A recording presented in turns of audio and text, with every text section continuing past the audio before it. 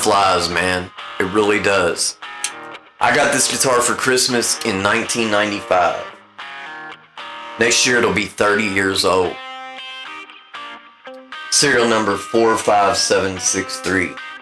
This is a 1954 Gibson Les Paul Historic. Nowadays it would be called an R4, but this predated that. And there's a lot about these 90s Les Pauls that makes them great. This one's really great. Sounds great, feels great. I'm going to tell you a little bit about the 90s Les Pauls in this video, but what really makes this guitar interesting, according to Gibson date codes and literature, this guitar is a ghost. There's a reason for that, a how and a why. These guitars are connected to Tom Murphy. And if you stick around till the end of the video, I'll tell you how to determine if your guitar is one of these ghost Gibson guitars. Before we start down this road of 90s Les Pauls and P90s and serial numbers, I want to challenge you to watch this video slick through till the end. I'm trying to get these videos out to more people, and to do that I need to get the algorithm's blood pumping a little bit. Also subscribe to the channel, and if you do subscribe, click the link in the description. I'm giving away a full suite of Audioscape plugins to one lucky subscriber. Audioscape makes great pro audio gear, and they've been good to me and gave me a full suite of plugins to give to one of you. The link's in the description. Good luck to you. Also, I make a lot of music here in my studio. My artist name is Thirsty Deer, and it's available anywhere you stream music, so go check out my music.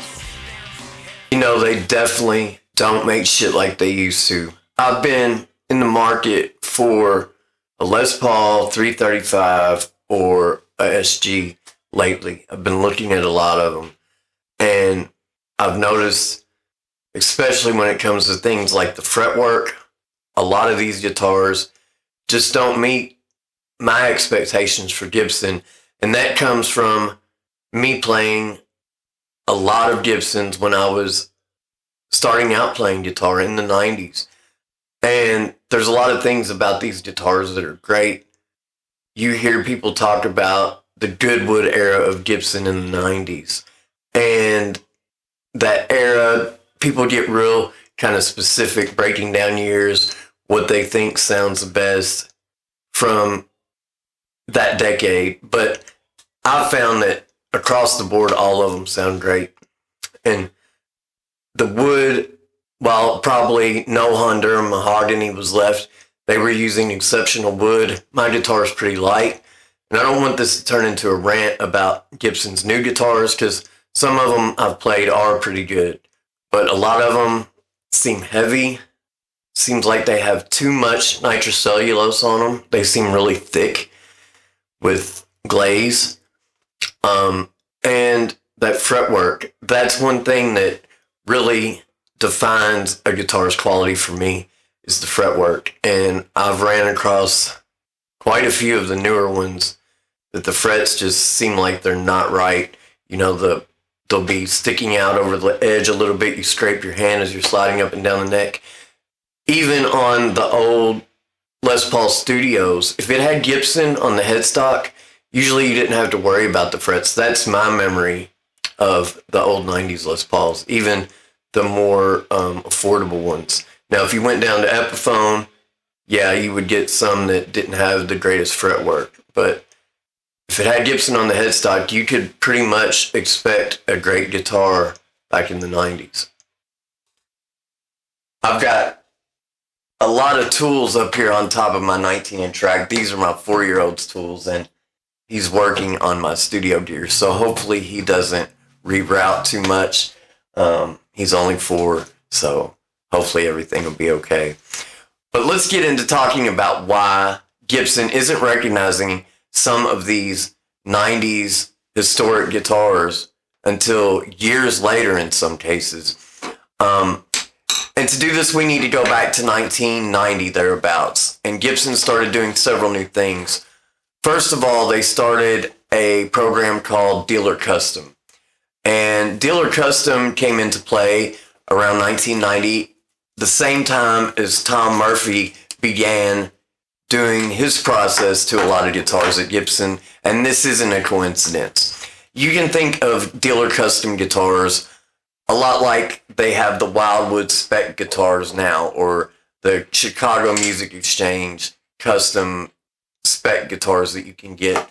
And these guitars, back in the 90s, early 90s, these were the only way you could get several of these old classic models reissues, was the historic Dealer Custom program.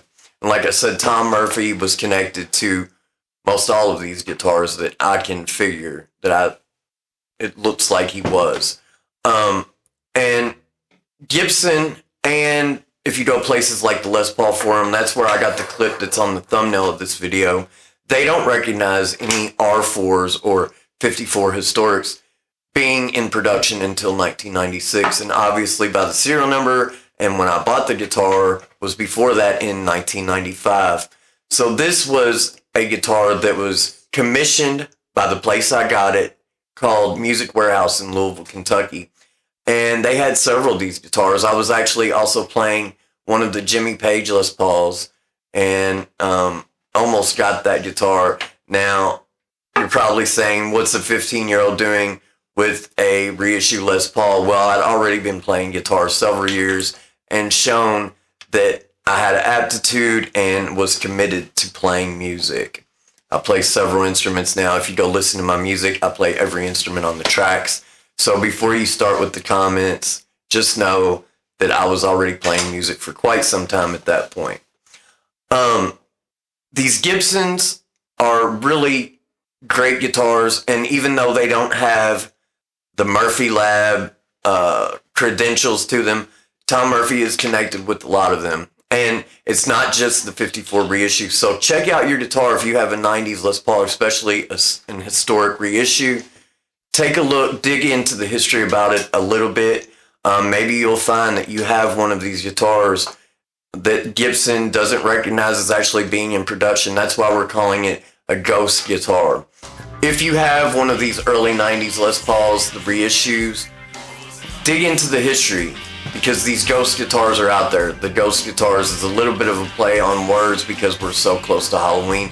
But Gibson doesn't recognize those guitars until they were actually manufactured, not when the Dealer Custom program was going on, if you have an early one. And they do have that Tom Murphy connection. The way the guitar market is, who knows? Maybe they'll shoot up in value because people will realize the early connection with Tom Murphy when he first began at Gibson. There's a great interview on the Dipped in Tone podcast with Tom Murphy, where he talks about when he was getting started at Gibson and this Dealer Custom program. It helped me actually find out a little bit more about my guitar as well. And the information's out there. Dig into them. It's a fun road to go down, and you learn something in the process. I'll be back with another video real soon.